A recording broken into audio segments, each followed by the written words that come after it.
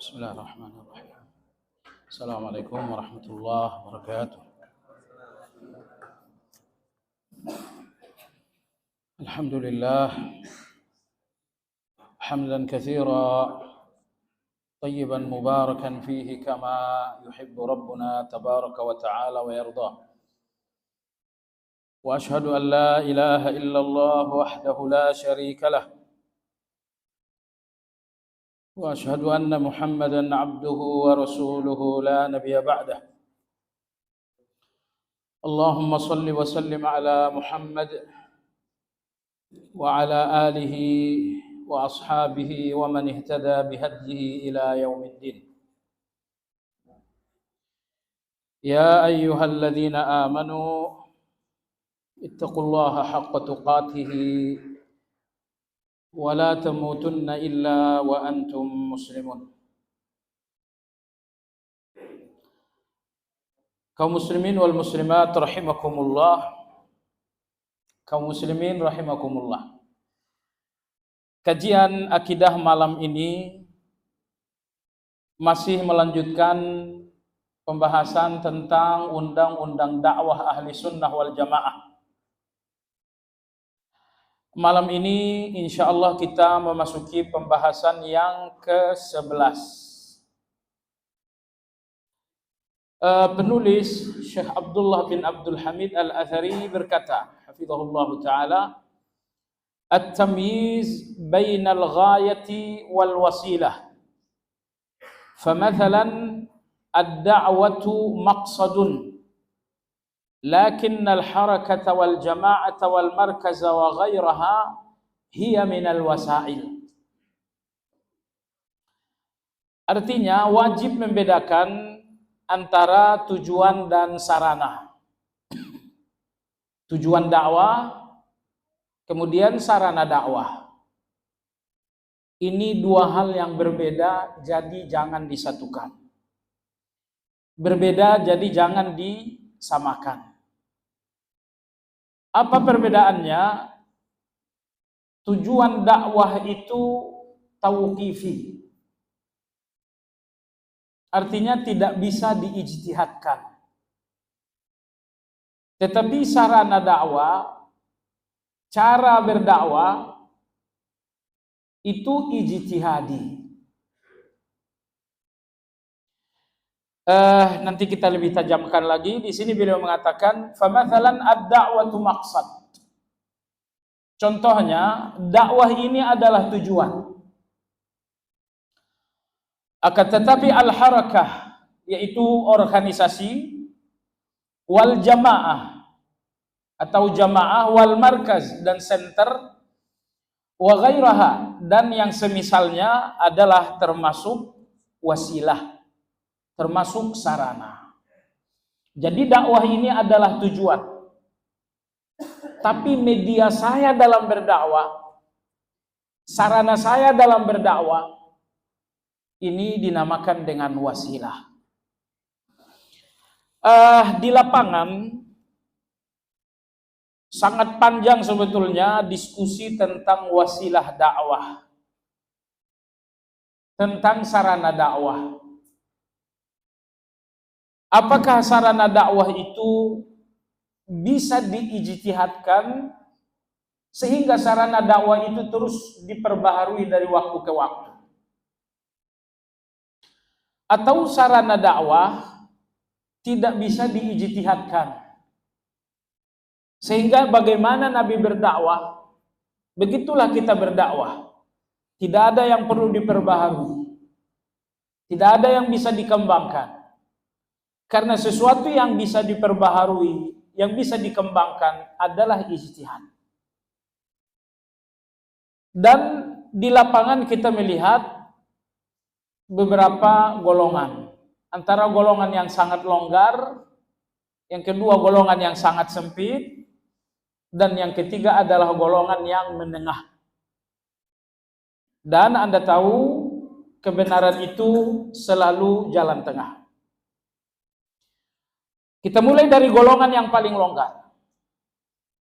Golongan yang paling longgar melihat bahwa wasilah dakwah itu ijtihad dan ijtihadnya pun sangat bebas. Contoh misalnya Anda lihat ada yang berdakwah menggunakan dangdut. Ada nggak tuh? Ada yang berdakwah menggunakan kasidahan.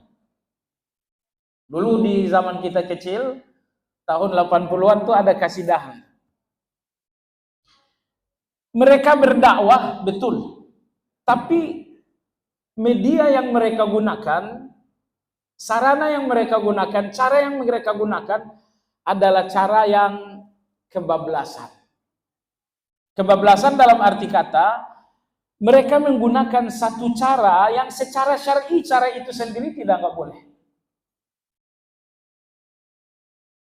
Jemaah sekalian, alat musik hanya satu jenis yang dibolehkan dalam agama, yaitu ad-duh, yakni rebana. Ini dibenarkan. Saya tidak lihat ada perbedaan ulama dalam hal ini. Karena Nabi kita saat sampai di Madinah disambut oleh orang-orang Madinah dengan memakai rebana. Begitupun apabila Nabi alaihi salatu wassalam kembali dari peperangan, biasanya beliau pun disambut anak-anak dengan rebana. Sehingga rebana dalam agama kita dibenarkan. Namun kemudian berbeda pendapat lagi ulama. Dibenarkan untuk semua kaum muslimin, laki-laki, perempuan, dan anak-anak, atau hanya rebana ini dibenarkan untuk perempuan dan anak-anak. Ini khilafiyah, tapi rebana ini sendiri disepakati boleh. Semua alat musik selain rebana dilarang dalam agama kita. Gitar, seruling, piano, termasuk gendang yang begini tuh. Gendang apa namanya? Kanan kiri begini. Hah?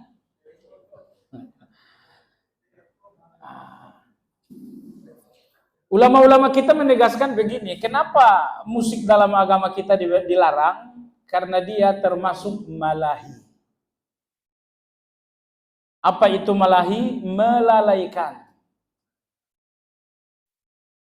Dan lihatlah orang-orang yang mendengarkan musik pasti lalai. Kelalaian paling ringan orang yang dengar musik, lihat sendiri jarinya. Oh, itu kelalaian paling ringan tuh. Atau kepalanya gitu kan. Itu kelalaian paling ringan. Kelalaian paling buruk Anda lihat seperti joget, seperti ngebor gitu.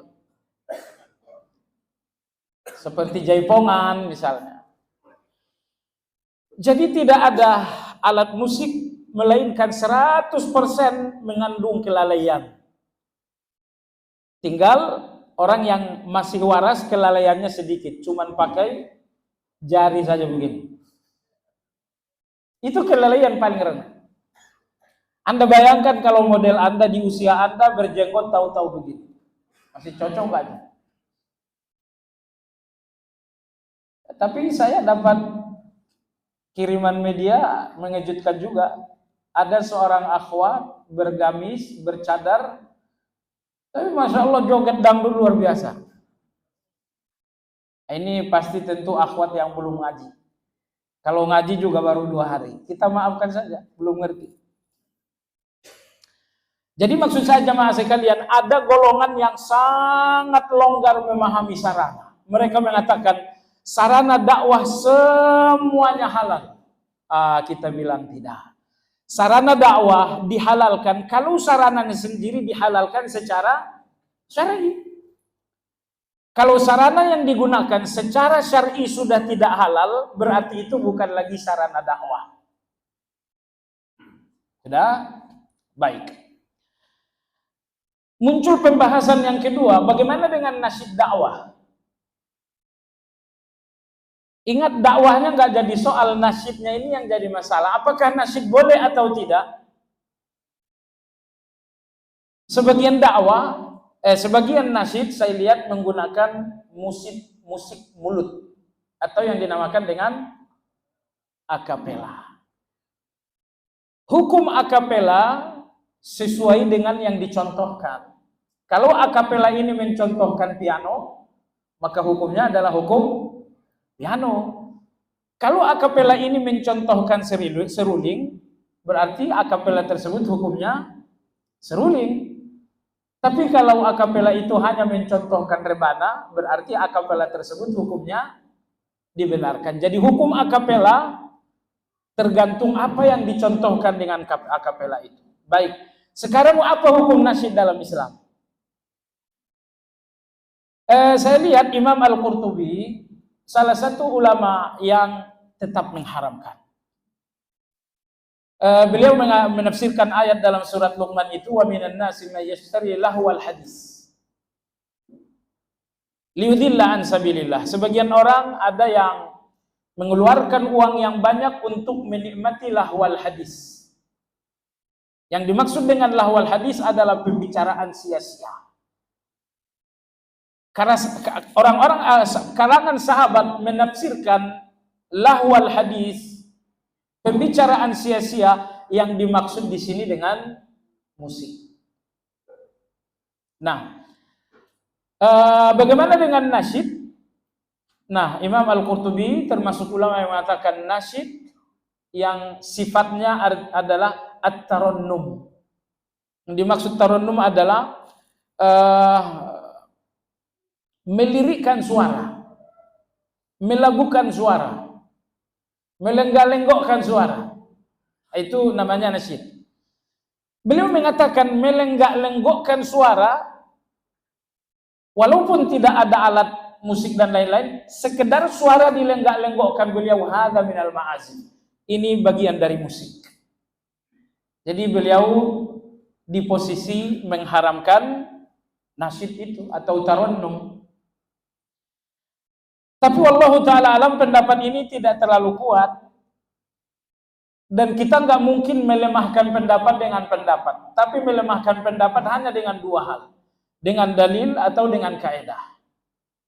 Adapun dalil hadis riwayat Imam Muslim sudah pernah dibicarakan di sini mungkin sekitar 7 tahun lalu. Iya, bahwa Nabi Shallallahu Alaihi Wasallam pernah safar dengan para sahabat. Dalam safar tersebut, Nabi SAW mendengarkan seseorang bernasyid,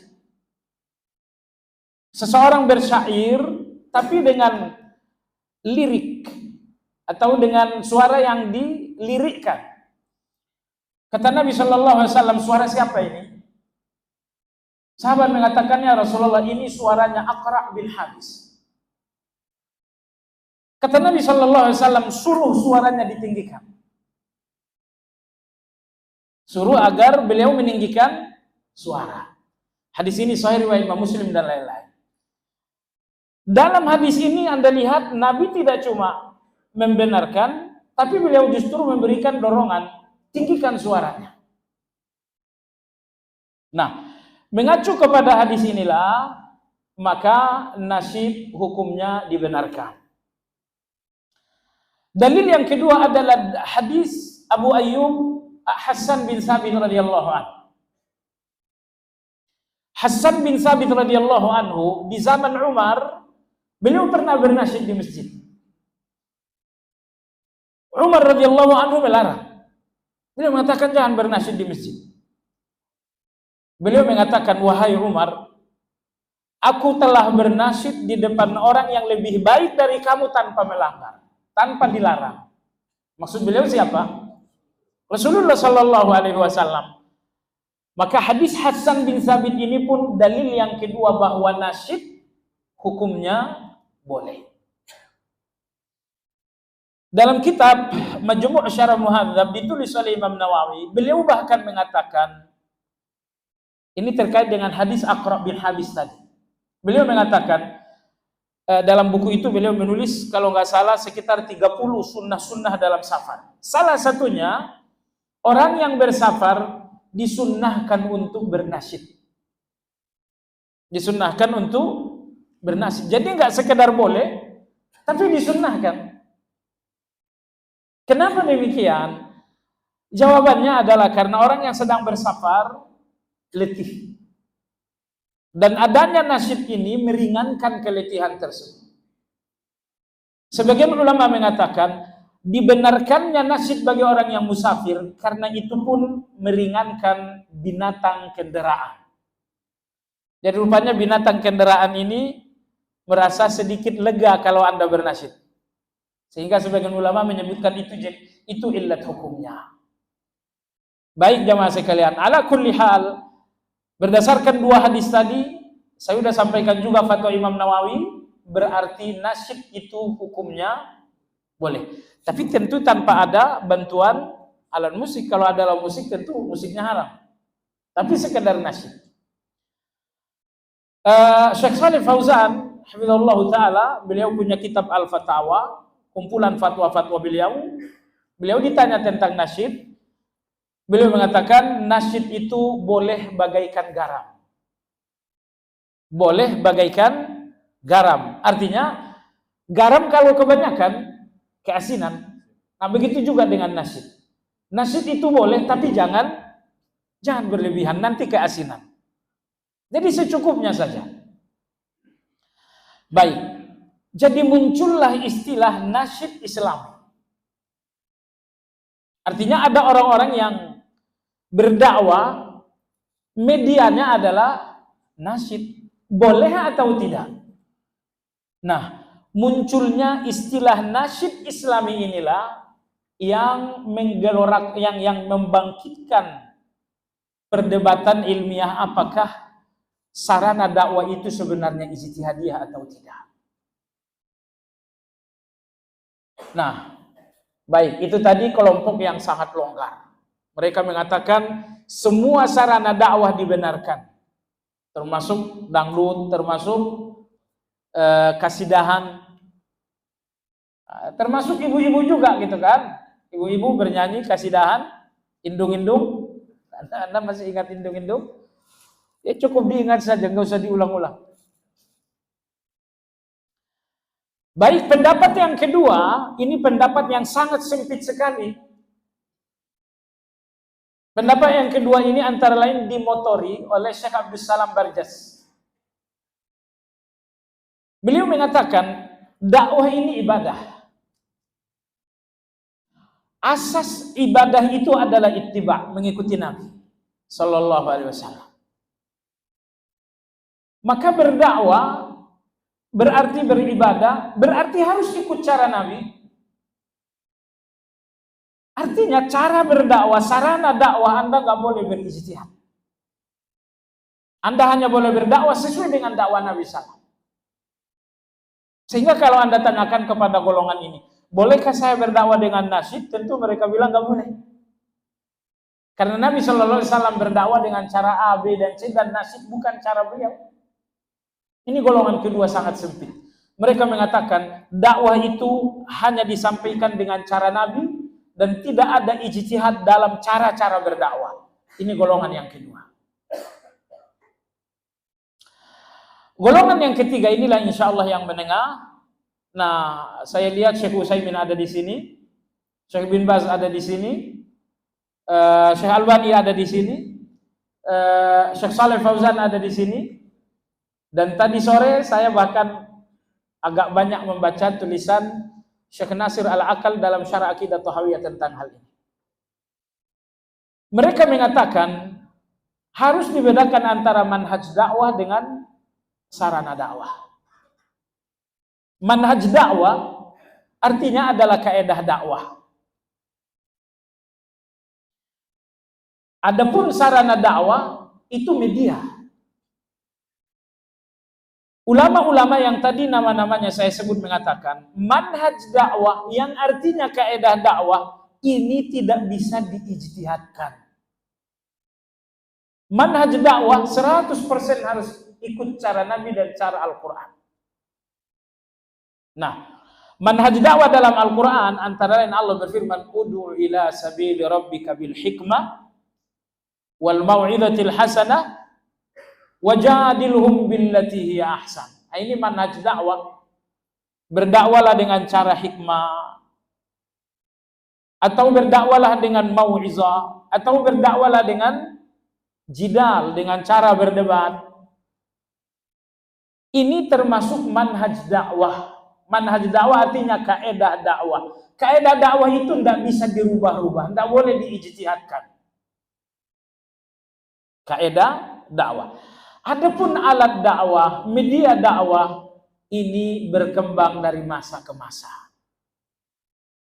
Media dakwah, sarana dakwah ini mengalami kemajuan sesuai dengan zaman. Alias sarana dakwah ini, cara dakwah dengan alat dan lain-lain, ini dapat diijtihadkan. Baik. Syekh Nasir hafizahullah taala, beliau mengatakan di antara sarana dakwah misalnya adalah alat. Di zaman Nabi tidak ada orang yang berdakwah menggunakan kaset. Lalu tahun 80-an muncullah dakwah menggunakan kaset.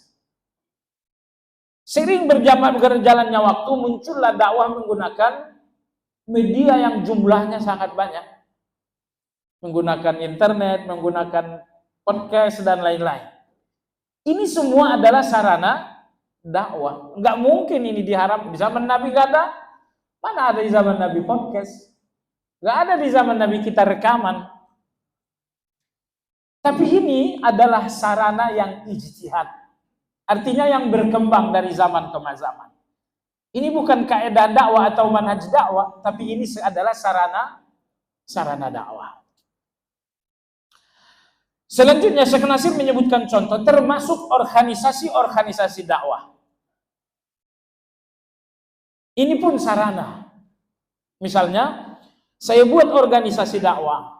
Fungsinya apa? Bekerja mencetak brosur-brosur dakwah. Mencetak brosur dakwah, misalnya saya cetak brosur 1 halaman. Saya kira kita di masjid ini dulu ada brosur cetakan As-Safwah misalnya. Sekarang masih ada nggak? Brosur-brosur dakwah masih ada nggak? Lembaran-lembaran dakwah itu. Saya lihat belakangan ini kok hilang gitu. Udah nggak ada sekarang. Iya, buletin-buletin dakwah Anda masih lihat nggak? Kita udah nggak lihat. Kalaupun ada mungkin sudah mulai di pinggir, udah nggak di tengah lagi. Nah, saya buat satu organisasi dakwah, fungsinya hanya untuk mencetak buletin, untuk mencetak buku-buku. Nah, termasuk saya lihat di antara dakwah kawan-kawan yang berdakwah adalah berdakwah menggunakan ruqyah. Sekarang di mana-mana dukun. Saya larang nggak boleh ke dukun dan saya nggak ngasih alternatif. Itu tidak bijak. Maka muncullah kawan-kawan yang membuka misalnya praktek ruqyah misalnya. Tentu harus syar'i gitu kan. Jangan pakai tarif, jangan bela, pokoknya sesuai dengan syariat. Tapi mereka membuat plakat, mereka bikin pelang. Misalnya menerima terapi ruqyah. Ini bagian dari sarana dakwah untuk memperkecil peluang-peluang dukun itu. Nah, jadi jamaah sekalian yang saya hormati, sebagian kawan-kawan kita nggak setuju dengan adanya pelang-pelang ruqyah yang pakai pelang-pelang ini. Kata mereka apa? Itu sarana dakwah yang tidak dicontohkan Nabi. Nah, ini berarti mereka ikut pendapat yang kedua tadi. Nah, bagi kita jemaah sekalian, seorang ahli ruqyah, ingat nggak semua orang ahli ruqyah. Semua ayat-ayat ruqyah, anggaplah mayoritas ayat ruqyah saya hafal, tapi saya bukan ahli ruqyah. Anda pun mayoritas ayat-ayat ruqyah Anda hafal, tapi belum tentu Anda ahli ruqyah. Karena ruqyah ini salah satu karamah yang Allah berikan kepada seseorang. Imam Ahmad rahimahullahu ta'ala, dia tidak perlu meruqyah, cukup dengan sendalnya saja jin sudah kabur. Dia nggak perlu datang, cuma dibawakan sendalnya ke depan orang yang kesurupan, itu jinnya langsung kabur.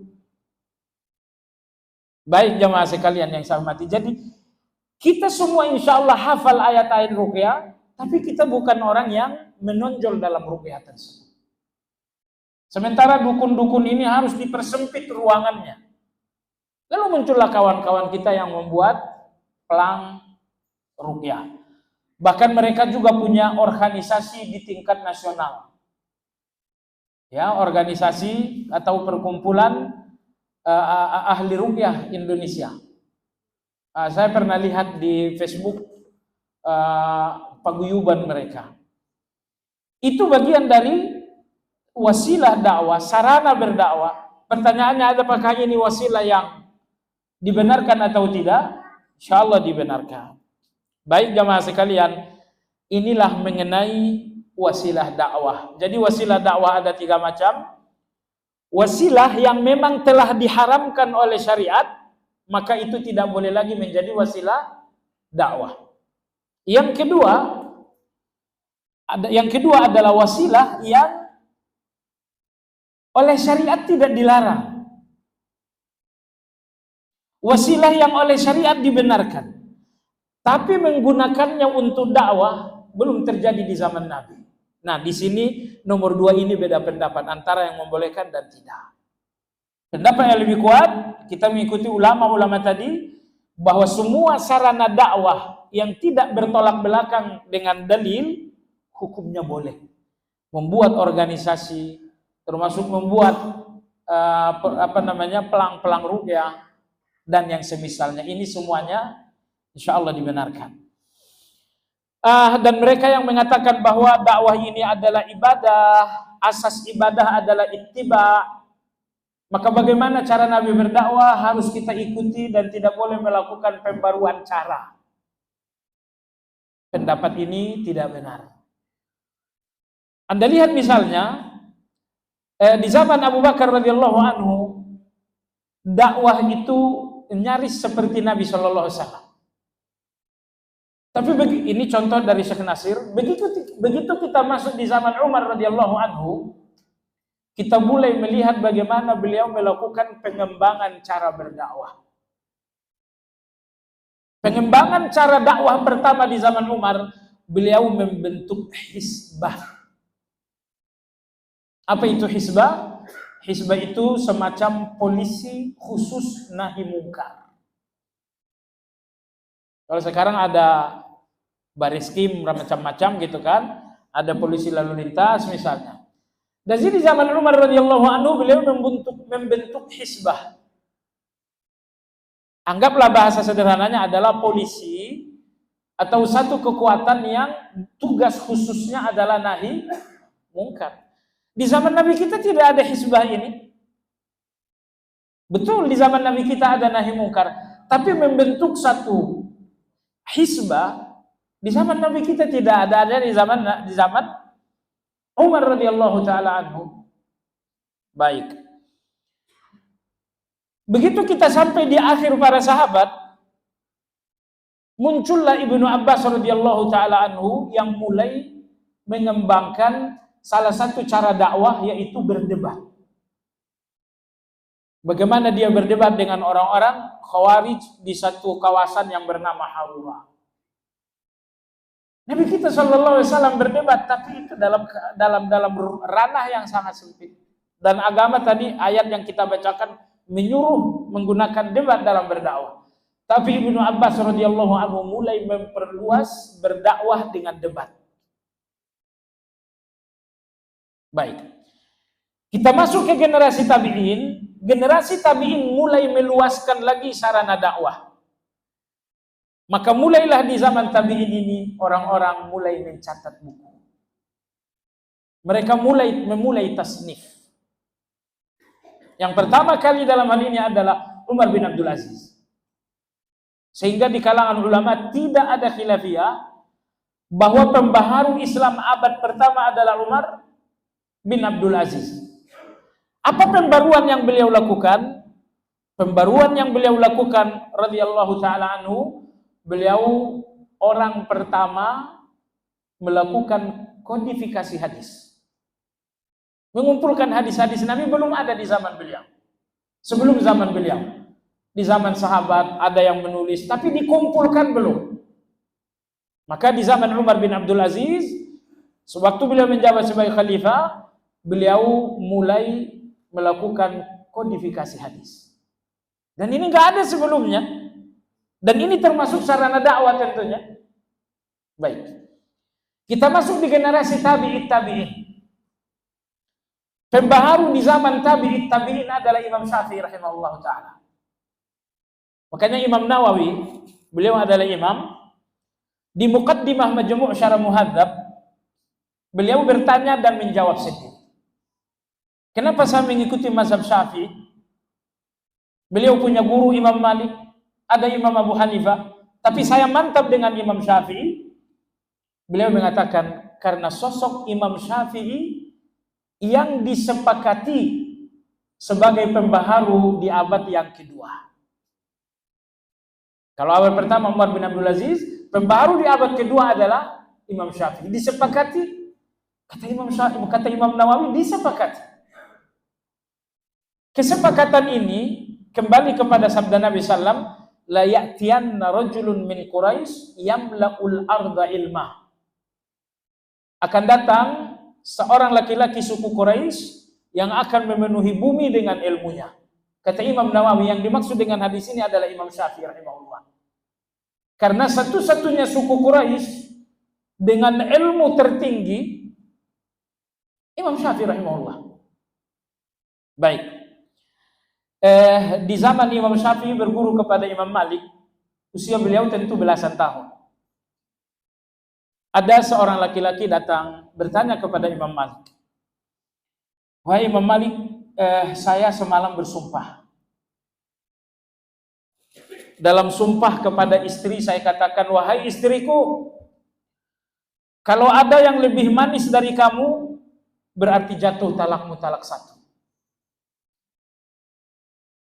Imam Malik mengatakan, ucapanmu benar. Tidak ada yang lebih manis dari madu. Berarti talakmu tidak sah. Kalian enggak cerai. Karena memang tidak ada yang lebih manis dari madu. Orang ini pergi berpapasan dengan Imam Syafi'i. Beliau mengatakan, barusan kamu nanya apa? Dan apa jawaban guruku? Dia mengatakan, saya bilang, semalam saya bersumpah kepada istri, demi Allah, kalau ada yang lebih manis daripada kamu, gimana tadi? Bukan, sumpahnya demi Allah, kalau kamu lebih manis daripada madu, kamu tertalak. Atau kalau madu lebih manis, atau kamu lebih manis dari madu, gimana? Kalau madu lebih manis dari kamu, maka kamu tertalak. Jadi, yang betul madu lebih manis atau dia lebih manis?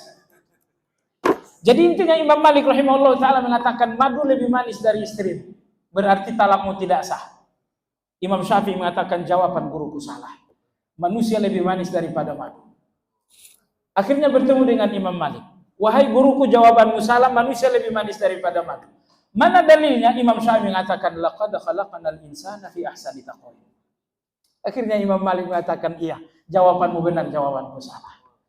Baik, demikian kajian kita. Mohon maaf setelah azan tidak ada sesi tanya jawab. Kita sudahi dengan zikir kafaratul majlis. Subhanakallahumma wa bihamdika asyhadu an la ilaha illa anta astaghfiruka wa atubu ilaik. Alhamdulillahirabbil alamin.